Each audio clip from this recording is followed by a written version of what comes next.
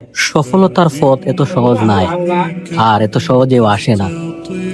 সফলতার গন্তব্যটা অনেক দূরে, আর সেখানে পৌঁছাইতে হলে আমাদের অনেকটা পথ আটিয়ে যাওয়া লাগে।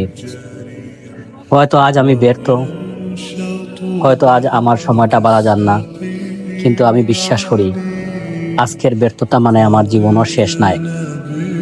জীবনে যতই বাধা আসুক, আমি থেমে যেতে চাই না, কারণ আমি জানি চেষ্টা করতে থাকলে একদিন সফলতা আইব ইনশাআল্লাহ।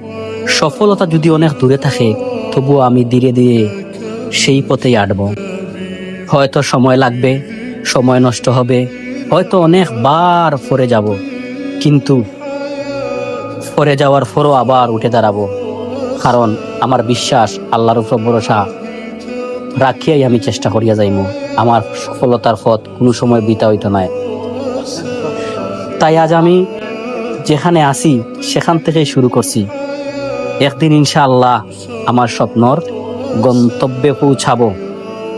যত দূর হোক, যতটা কষ্ট হোক, আমি থেমে থাকবো না। সফলতা আমার আসবেই ইনশাআল্লাহ।